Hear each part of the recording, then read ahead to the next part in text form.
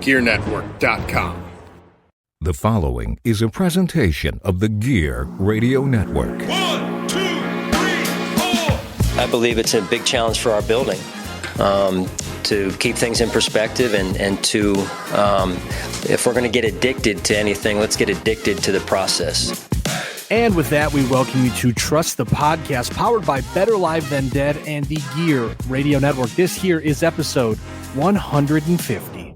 Episode 150. This is our preseason, Ryan. I am delighted to be here.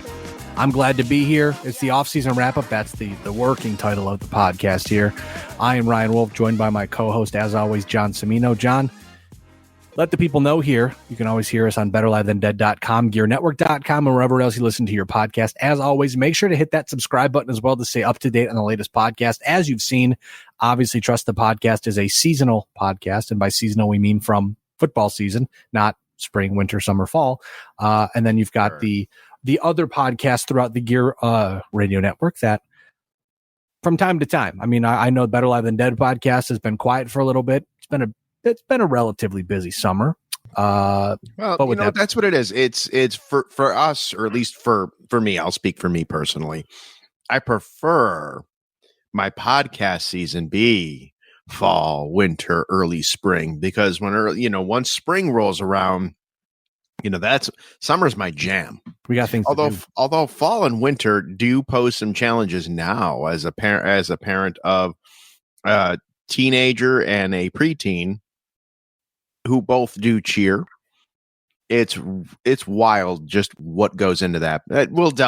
We can delve into that a little later on in the season, as inevitably I complain about the travels. Well, I was going to say I could speak to it because there were times last year where we would do a podcast at a Tuesday night at 11 p.m. or we would do it on hey, the Bills played on Thursday night, so we did something on a Saturday morning at 8:30. I don't know if that's ever happened.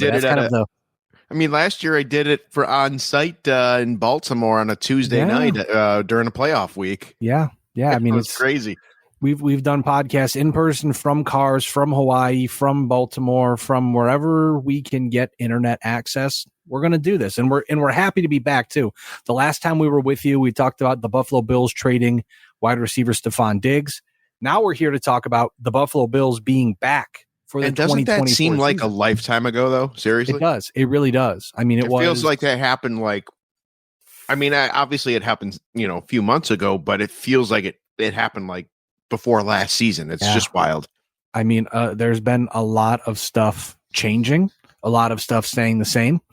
Jumping headfirst into our three big things here, John. I also don't know how long this podcast is going to be today because, again, it's kind of coming up to speed, giving our thoughts on what happened in the offseason, talk a bit about the preseason, and kind of what's happening from here. So just my brother, this is the preseason podcast. This is where we get to tinker with all of our funny things. Like, see, did that come through?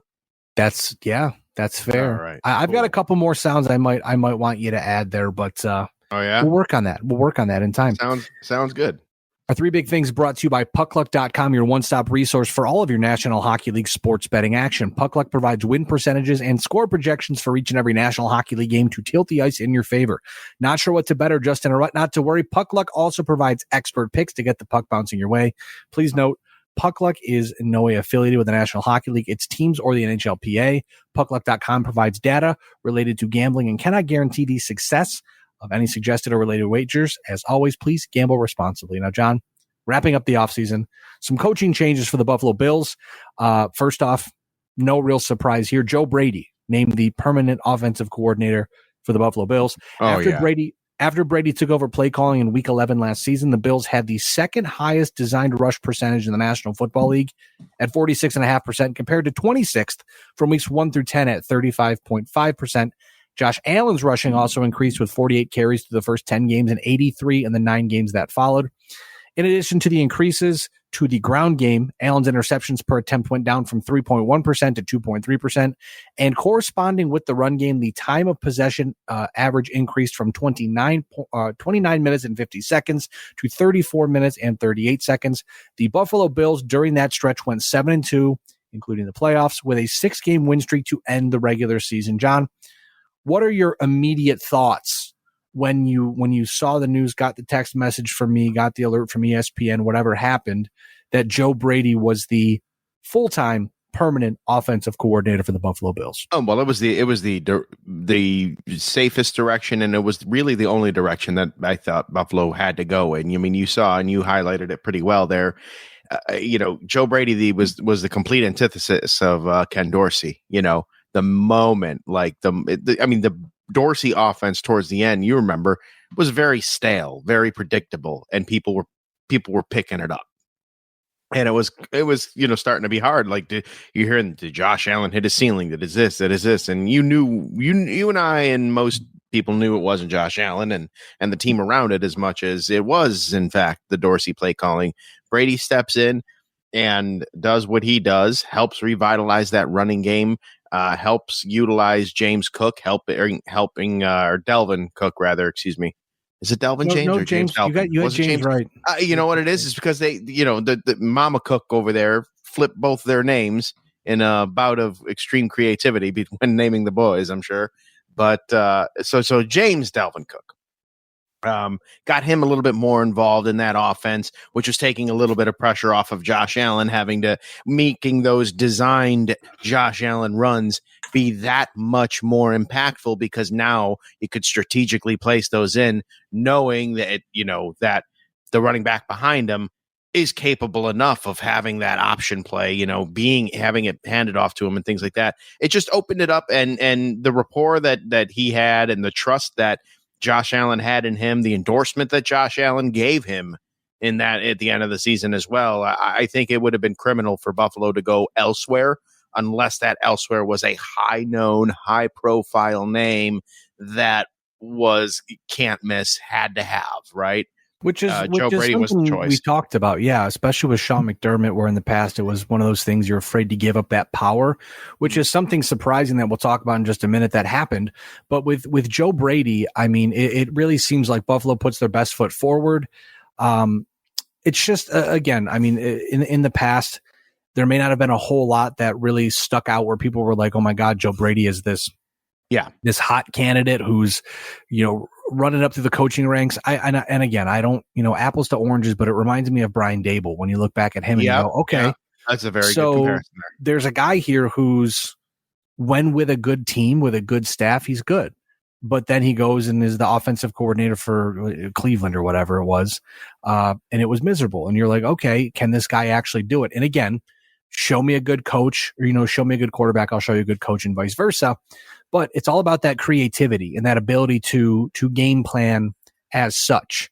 And not to jump too far ahead, but that is something that has been a topic of conversation this preseason, this offseason into the preseason, and will continue into the regular season, that this offense has a different identity, even though there hasn't been, I mean, there have been big changes, but for the most part, it feels like that the offensive, the direction they want to continue to move in and grow in is different than the past, where it was Josh Allen's going to be the guy 100% of the time, where now it's like, okay, we need to use our run game. We need to use short passes. We need to utilize our tight ends, essentially get the ball in the hands of playmakers. So that way you can either have more people in the box to open up the secondary, or vice versa. Absolutely. So that way, hey, look at, there's less people in the box. We're going to run. We're going to check to a run, or we're going to do a quick pass, whatever the situation is, to again get the ball in the hands of the playmakers. And absolutely, and that is a career extender for Josh Allen, because his playing style, the way he plays, had he been the sole focal point like he was in that Dorsey offense, you might not have him for a few more years. For much more than a few more years, at least at the Josh Allen level that Bills fans have grown at, and football fans just in general, when they watch Bills games, to see Josh Allen, you're accustomed to seeing him perform a certain way, but it's not sustainable long term. We know the dude can throw, but any way you can to build your offense or tailor your offense around to make sure that those legs of his, which are great by the way, provide are better strategically used and open up that offense a little bit more, be a little bit more dynamic. that's really the way that they need to go, that the Bills needed to go. And it's good to see that they are actually focusing on the total team offense rather than just centering it around number 17. Yeah, I mean, you look at it again too, and it's so difficult because the really only apt comparison that people look at is what happened with Cam Newton. Josh Allen does appear to be built different, so you're like, okay, it's kind of you don't. There's a path that he's forging that you don't really know right where it's going to end up. But again, like you said, more resembles in the football sense. Like, yes, the comparison to Cam Newton, that makes a lot of sense because of all of the rushing, but he reminds me of a younger Ben Roethlisberger on the field.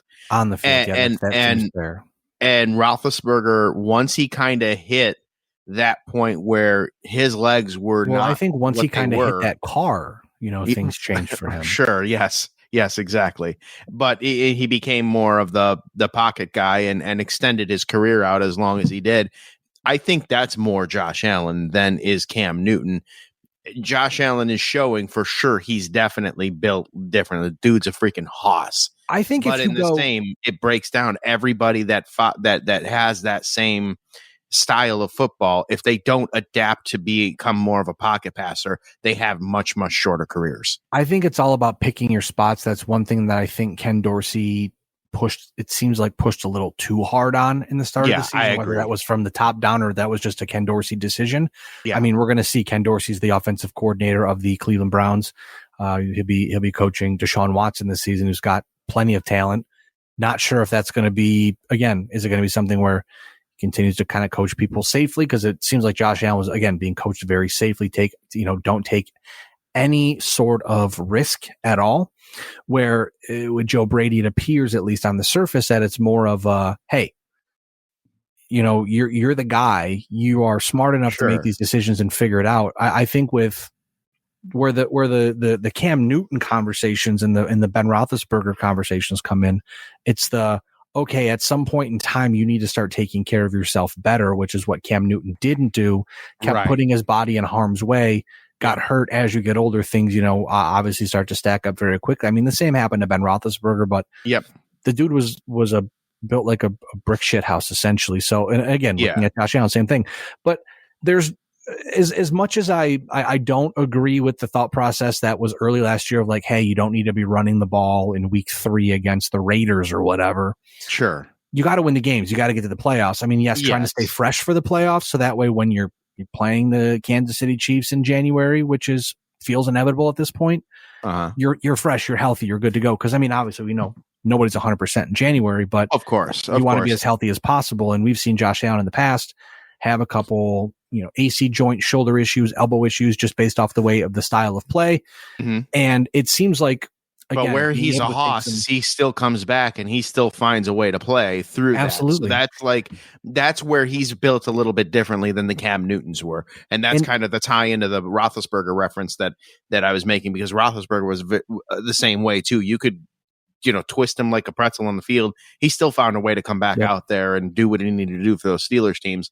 Josh is very, very much the same way, built that same way.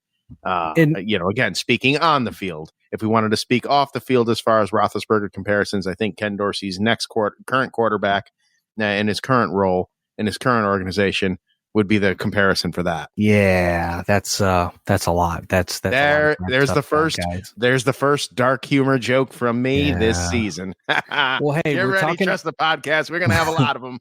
We were talking about coaches who have kind of some steam behind them. Bobby Babich this offseason promoted the defensive coordinator, which was kind of surprising on the surface, just because, again, Sean McDermott giving up some sort of control over this defense. But so, Ryan, I am not familiar with this guy. Do you have any idea what he's done in the past? Oh yeah, he's one of those coaching candidates that has been, as time goes on, he has gained a lot of steam.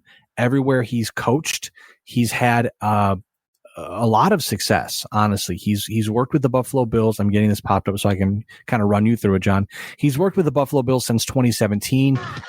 Worked with Terrell Bernard. He worked with Matt Milano when Matt Milano was named as an All-Pro. Again, He's worked with a ton of people on the defensive side of things. He was the assistant defensive backs coach, was promoted to the safeties coach. Prior to 2022, he was named the team's linebackers coach. Again, he's everywhere he's coached. He has been able to prove that he is more successful than prior, essentially. So like he started at Kent State in 06, 2007 to 2010, Eastern Illinois, 11 to 12 with the Panthers, 13 to 15 with the Browns, 2016, worked at Florida International University, then came to Buffalo. He had a lot of, from what, again, it's all hearsay because you don't necessarily have the confirmation, but from the smart people on the internet who report these things, he was receiving a lot of interest and had a lot of job interviews this offseason. So if nothing else, this was something that was also a younger coach too, could be more apt to, not that I think McDermott is ancient by any stretch of the imagination. I think he and I are very close in age, but the younger the coordinators go, the more inclined they are to be, to communicate with the team better and relate to them a little bit better and understand them a little bit better. Generational thing. Like you're not going to have a, Bill Parcells age coach kind of come in and be like, "Oh, this is the way it used to be." Like you got to get younger in those key coordinator positions. So this is, that right there alone is a great move there. But as you mentioned, some of the accolades here, and as I'm looking as well on Pro Football Reference here for him, pretty solid get, for on paper. We'll wait and see as the season progresses how well it translates into the stats. Yeah, and I ultimately think that ultimately think at the end of the day it's the best move moving forward for the Buffalo Bills, because it never hurts to have young smart minds in that coaching room, in that locker room, in that franchise, whatever you want to say. The interesting question is going to be, again, not to jump around too much, but for the first Bills preseason game, Babbage was calling the plays, which the game ended poorly, which it's August. Like who really cares? Game 1 of the preseason. It's like week 0 of the college football season. No one cares. And we're going to talk a little bit about it too, because things have changed for the Buffalo Bills defensively a lot, which again, going to take some time. Yeah, got to be patient. But looking at the free agency and draft, again, speaking of these changes, they brought back quarterback Mitchell Trubisky. They signed safety Mike Edwards, who's been injured week to week, but hopefully will be back prior to the start of the season, if not shortly thereafter. They signed wide receiver Curtis Samuel, wide receiver Mac Hollins, wide receiver Marquise Valdez-Scantling in the draft. And that one's going to be a very Jekyll and Hyde signing, because he could either be, decent enough to keep you in the game, or he can be boneheaded enough to drop wide open passes. We'll talk about that in a minute. That's a nice little teaser in the business, as they call it. Cool. In the draft, the Buffalo Bills kind of cleaned up early. They picked a wide receiver, Keon Coleman, in the second round. Love that dude. Love that dude for you guys. Love that dude for Buffalo in this area. He's already pretty popular, but I think he's going to be very popular when it's all said and done. As long as he can catch a ball and score touchdowns, I think it'll be perfectly fine. Safety Cole Bishop, another big name for that back end of the Buffalo Bills defense. He is injured currently week to week again. Buffalo Bills have had kind of a rotating cast at safety this preseason, but he was picked in the second round, 60th overall. Will likely factor in very large this season for the Buffalo Bills defensively. And they also picked defensive tackle Dwayne Carter in the third round with the 95th overall pick. Again, another highly touted pick. Now, looking at the storylines in camp, John, the thing that I wanted to get to, that I've really wanted to talk about for quite a while, the new look Buffalo Bills. Josh Allen, this is his team now. Not that it wasn't before. Oh, yeah, for sure. But if you had any doubts whatsoever that it was Josh Allen's team, side note, nobody did. But if you did, those are erased now. Well, because you always used to hear, and again, you used to hear all of these names, aside from one, I just put it on there because it was a big move.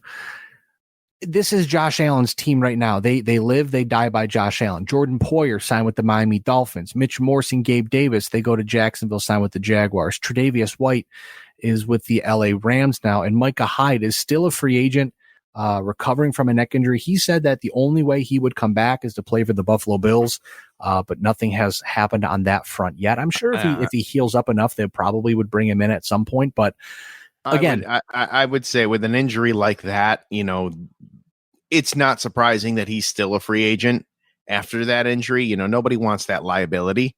They want to make sure all I's are dotted, T's are crossed before inking him to something. Well, And I would say, and I would go as far as to say this with Micah Hyde, if he wants to come back, the only way he wants to come back is for the Buffalo Bills. I would not be surprised to see him as a late season signing, courtesy signing kind of thing.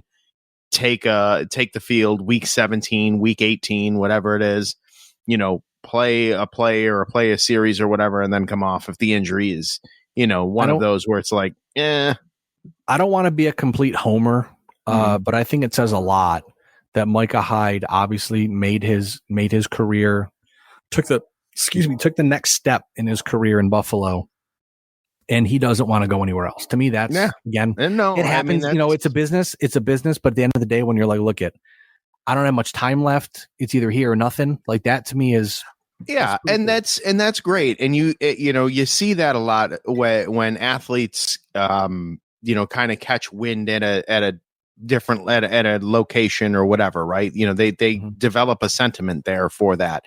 I think of even the time that Braylon Edwards was a New York Jet or Antonio Cromartie was a New York Jet. They weren't really New York Jets very long, but they made enough of an impact and it boosted them enough to where they fell in love with being a New York Jet, and they're there at, Legends games and kind of, always in the mix now, Sure. Same thing with Mark Sanchez over there. Peyton Manning with the Broncos, when he went to the Broncos, he was a Colt, but when he left the Broncos, he was a Bronco. And he was always a horse. He's always right. Like a horse. Right. Well, and that forehead too is a nice track to run horse racing on. But I like that. You hear that a lot. You see that a lot. Players, they're human. And when a city like Buffalo, whom has a very rabid fan base, as we all know, and very, very much is a football town and loves their team. Like the only thing I can really compare Buffalo to is as a community, as a city that, supports their football team with the way that they do would be Green Bay. And when you're in that environment and that environment is doing well and they embrace you, and it's that kind of connection, that college atmosphere, that vibe, you know what I mean? It's hard to replicate that everywhere you go. So I could see why he, would want to be here. He made his name. He's loved by the Bills Mafia. He loves the Bills Mafia. It's a freaking rad time to be a Bills fan right now. It's a rad time to be a member of the Buffalo Bills right now. You mentioned that the fan base is very rabid here in Buffalo. There may actually be some people who have rabies in this fan base. I would not doubt that one bit. There's a specific section at Highmark I will sit in, and there are specific sections at Highmark that I will not sit in. That's very fair. I'll just leave it at that. Von Miller, John, 2023, he played 12 games, had 3 tackles, no sacks, the worst year of his career. Looking to bounce back, though. He's been talking about, not only has he been talking about how good he feels, he says, quote, "I'm feeling good. Haven't felt like this in 2 years. If I can just start where I finished last season, I'll be good." We did talk about it late last year. He was picking up his game. He felt like he was getting not only more comfortable, more confident in his knee, but it just seemed like he was in the best shape he's been in since the injury. And it not only local reporters, but nationwide reporters have been talking to this point that Von Miller looks like Von Miller again, which again, for a Buffalo Bills pass rush that really needs to pick up their game in 2024 to help out this new, back end of the Buffalo Bills defense, because the linebacking core relatively the same. They did add some depth, which is nice, but having, Rasul Douglas, and then obviously having, the new safeties and injured safeties and different kind of depth there. I know Kyer Elam has had a good camp, and a lot of people are talking him up, which is fantastic. But again, you need to get pressure consistently on the quarterback of the other team, because it makes life so much easier for every level of that defense moving back. And having Von Miller at a very big clip still, it would be good to get some sacks. I would. Here, literally, John, anything. Sure. And if he can, even if he can, he doesn't need to be the Von Miller of old. And I think that's what that's what needs to be, said and understood here, because, even though comparatively speaking to me in age, he is very young, but in athletics at the highest of levels, 35 is kind of one of those, hit or miss. 33, man. You're making me feel, or 32. You're making me feel old, man. Yeah, well, bro, I'm going to be 44 this year. By the time Trust the Podcast ends, I will be freshly minted 44 years old.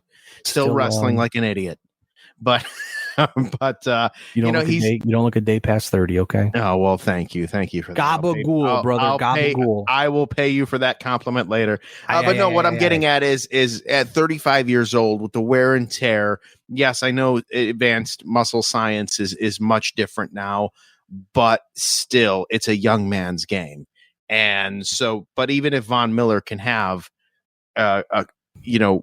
a few tackles or a few sacks and whatever, and create that pressure for maybe even to open it up for someone else on that line to get in there and be that decoy, even, like, that will be good enough. I feel that defense, and honestly, is good enough. The Bills, the Von Miller did not play against the Buffalo, or did not play against the Buffalo Bills, did not play for the Buffalo Bills against the Chicago Bears in the first preseason game. Again, the Bills lost 33-6. If you're upset about that, I mean, I got a bridge I could sell you. I don't know if that's even the right saying. I don't care, honestly. That's right. Where I'm at. I looked at it and I went, you know what?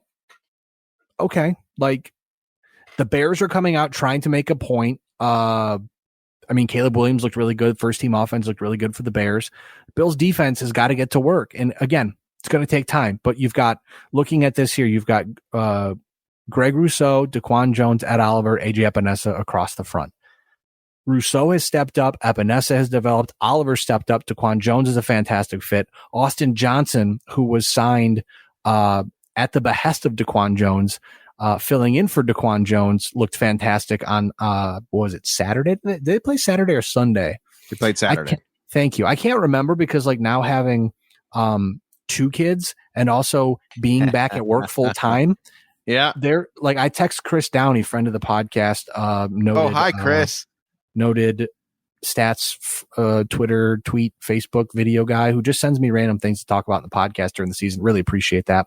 He's also still working on a surprise for us. I'll tell you about off the air, John. Is he? Ooh, I like surprises. But looking at this, well, first off, Chris Downey texted me and said, "Oh man, the Bills got whooped," and I'm like, "I'm gonna walk to your house in North Carolina and kick your ass." Like, you're why trolling. would you do that? Why would you do that? Because you're trolling me right now, and I know you are, and I'm not gonna fall for it. First off, because I can't believe Von Miller didn't play the first preseason game. But look at this. Look at this. Exactly. Look at this, though. You've got, again, I'm looking at the depth chart. Full disclosure, have not paid a ton attention to training camp because it's training camp. Right, I mean, it's the underwear Olympics of the NFL season, essentially. Well, if it were something worth constantly, looking into and highlighting and chronicling, we would be podcasting about it. Exactly. But here's the thing. You've got Dwayne Smoot, Austin Johnson, Dwayne Carter, Von Miller. That's your, according to ESPN, your second team defensive line. That looks pretty deep to me. That's a good second team. You've got Matt Milano returning with Terrell Bernard paired up together. You've got Dorian Williams as a backup. Balin Spector as a backup. Great. You've got Rasul Douglas as a cornerback starting opposite of Christian Benford.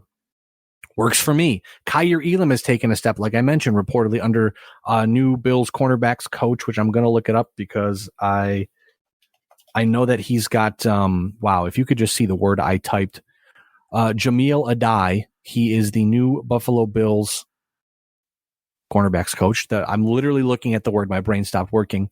Sean McDermott said that he has played a significant role in cornerback Kyer Elam's offseason breakout, which, John, we don't do the voice to text where we can look back at our transcripts to see how many times we've mentioned Kyer Elam.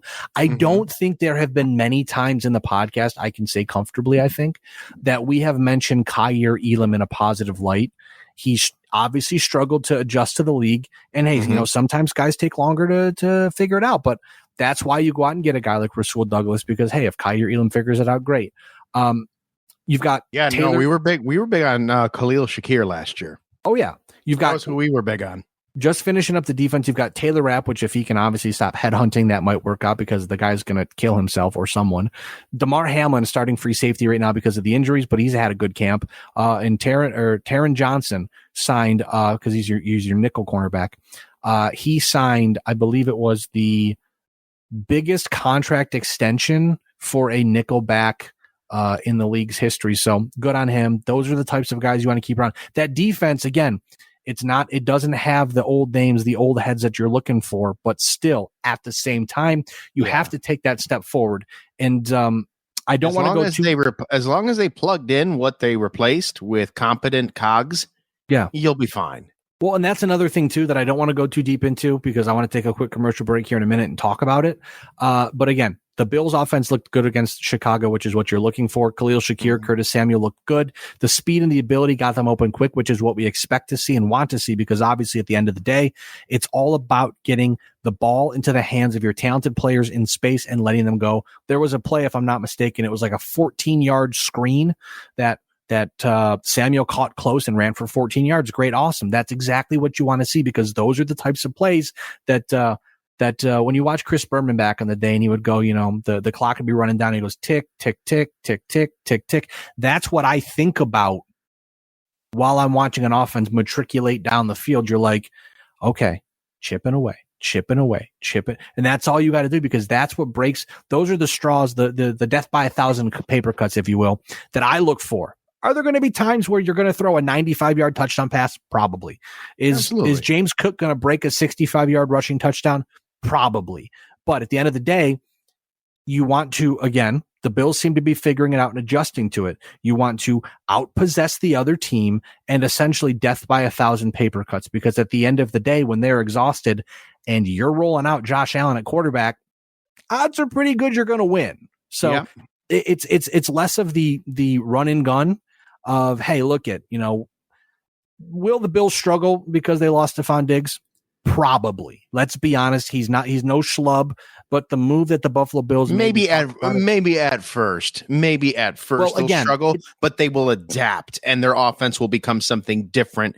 And that's he's not there. So that's what I just mentioned before in the podcast earlier. I said again, they're not. It's not going to be the same offense with Stephon Diggs without Stephon Diggs. Right. But that's the natural progression of the National Football League. That's looking at a team going, okay, look at.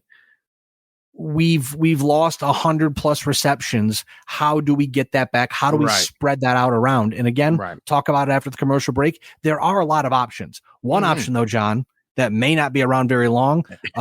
Marquez, Valdez, Scantling, one target in the game dropped. So again, it doesn't really help you that guy has played with Aaron Rodgers and Patrick Mahomes and now Josh Allen and he's you saw it with Rodgers in Green Bay. You saw it with Mahomes in Kansas City.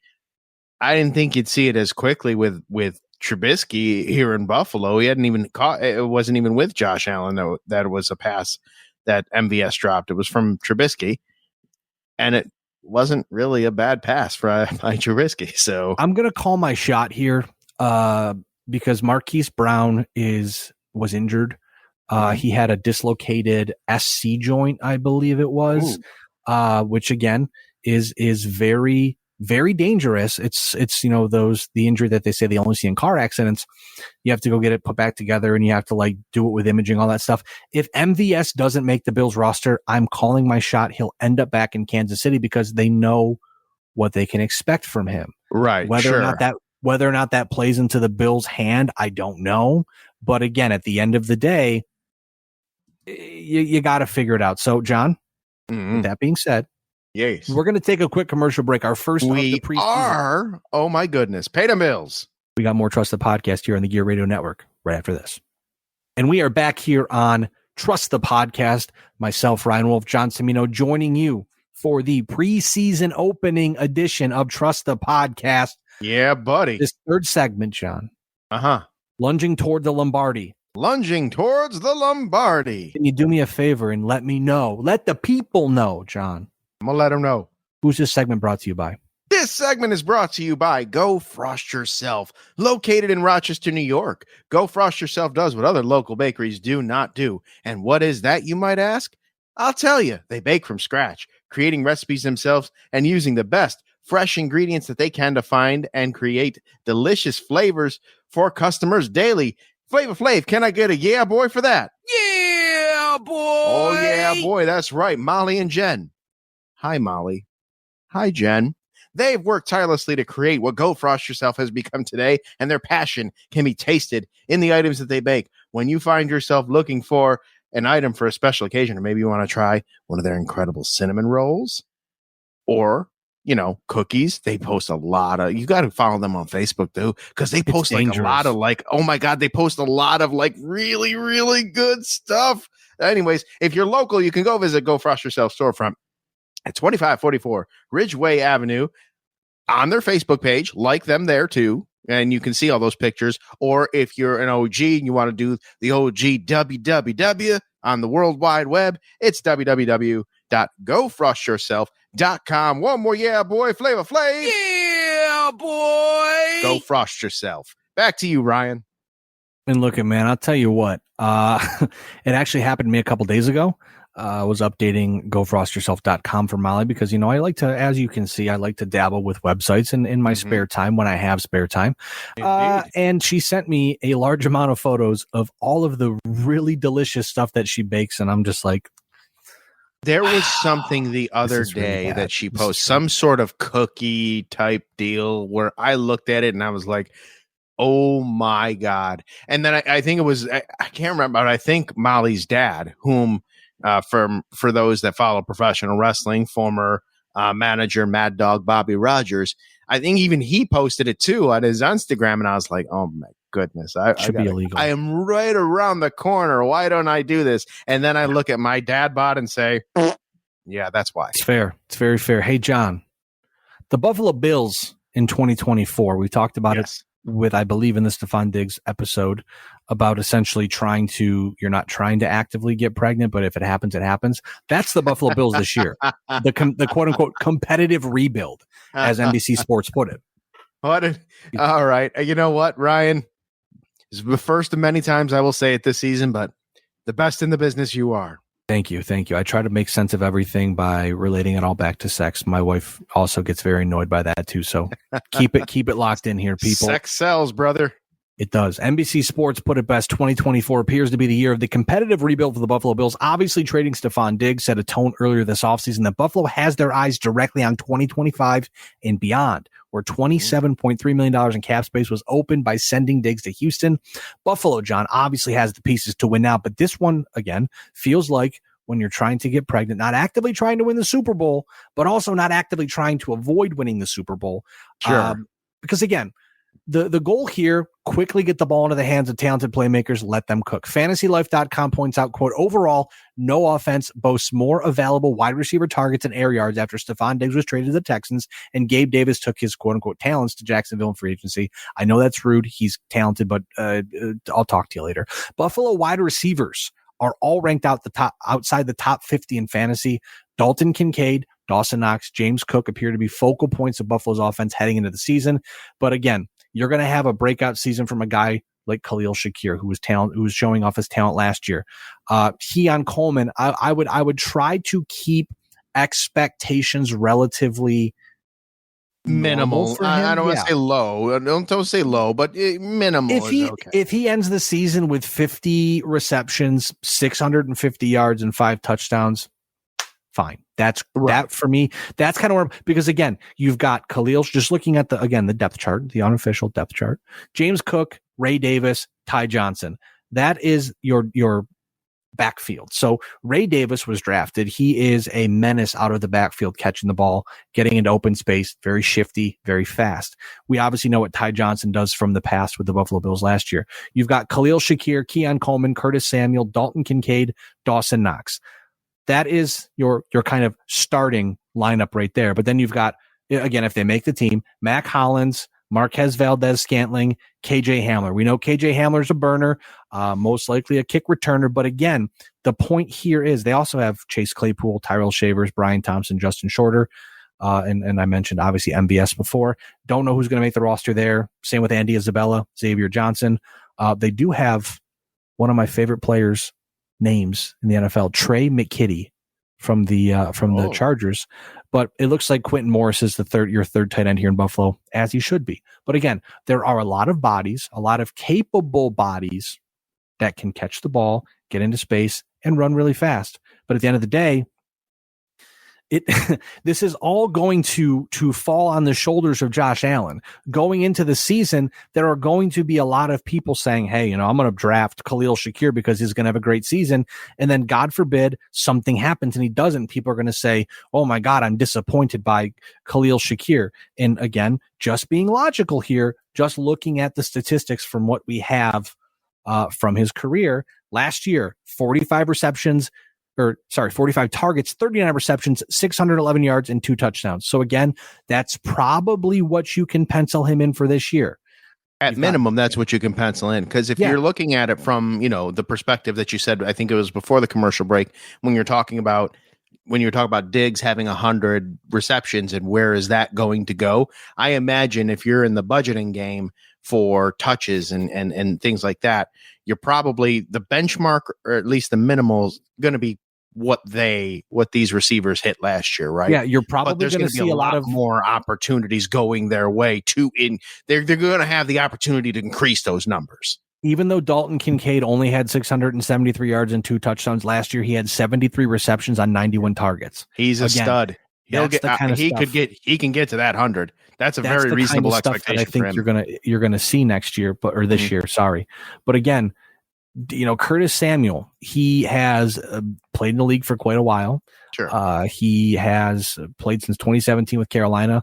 The most yards he's had in a season, 851 with Carolina in 2020. Never topped 656 yards in the last 3 seasons with Washington, but had 92 targets in 2022, 91 targets in 2023. He had 64 receptions, 62 receptions, 56 yards, 613 yards, and 4 touches. So again, if you look at that, 60, 90, 604 for Curtis Samuel. Again, at the end of the day, there are going to be gaps where you say, okay, if this is their career average, looking at last year's Buffalo Bills team, for instance, because again, we kind of know where Josh Allen's going to end up passing the ball in terms of passing yards, in terms of touchdowns.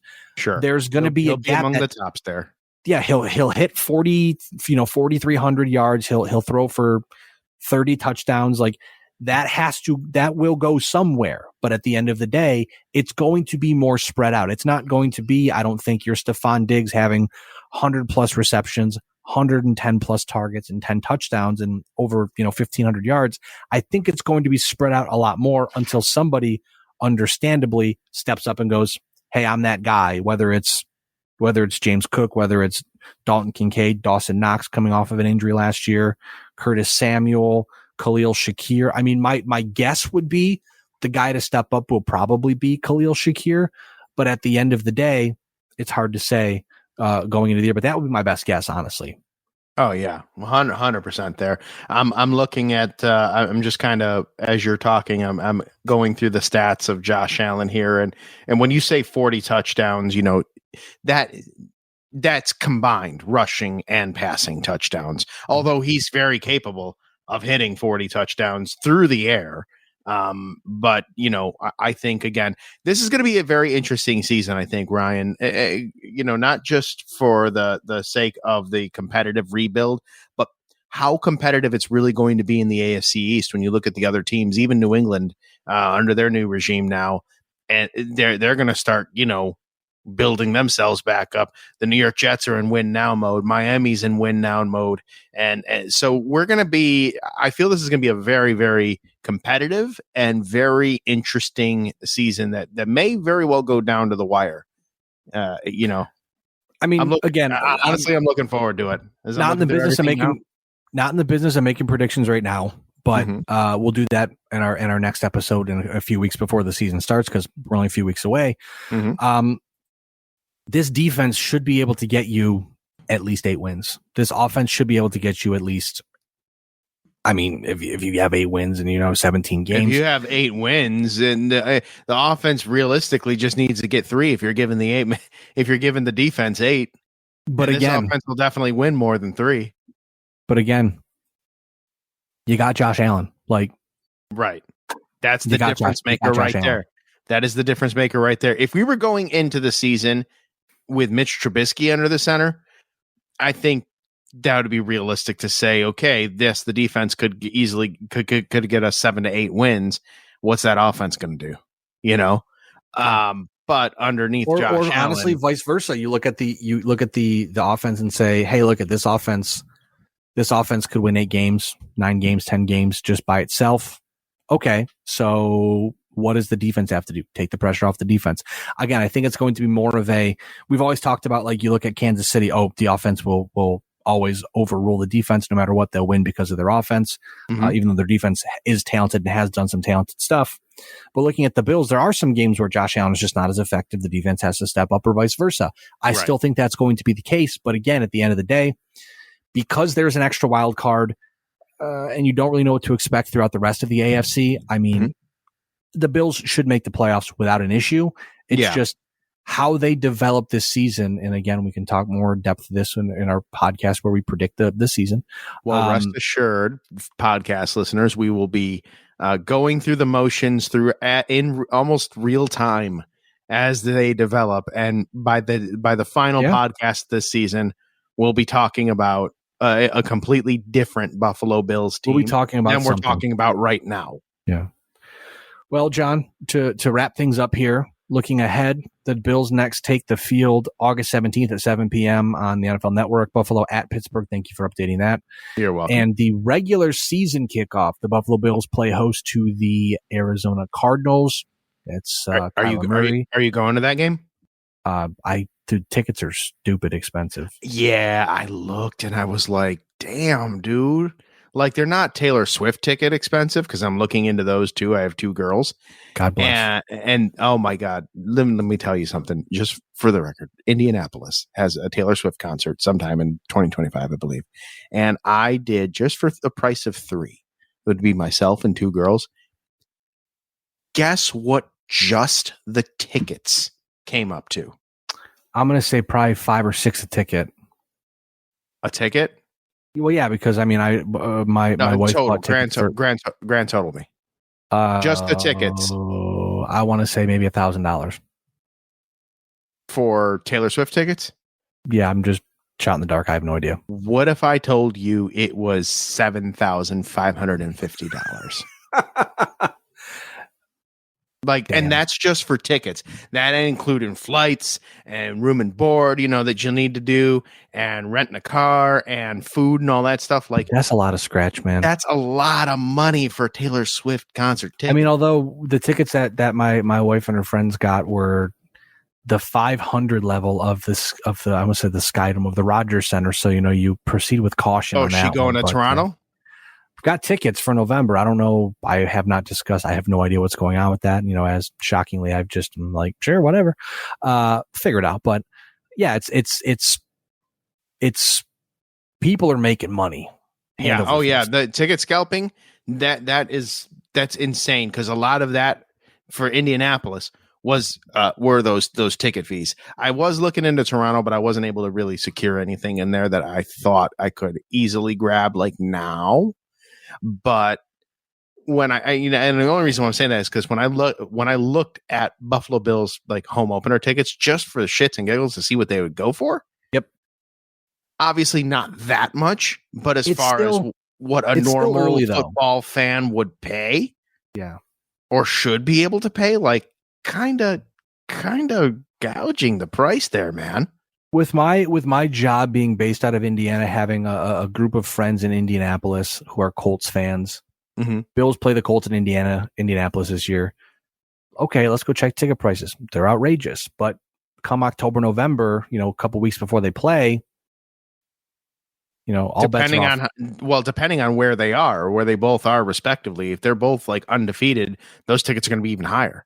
Absolutely. But if they're both dog crap, then they'll be like $19 tickets, like you saw at the Gillette Stadium last year. Remember that?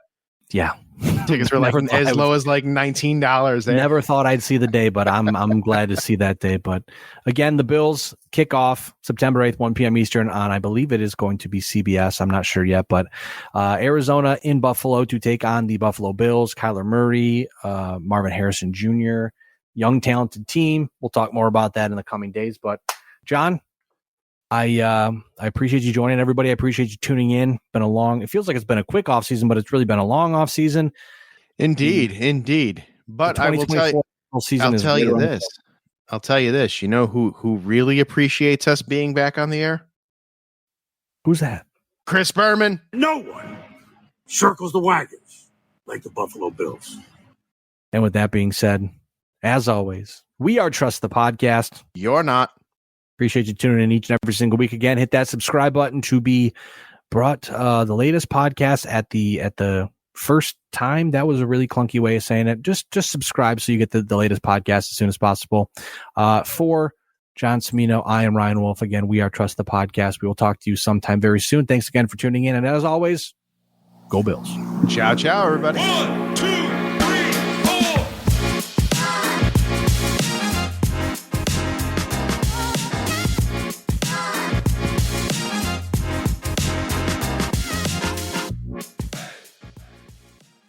The preceding presentation has been brought to you by the Gear Network.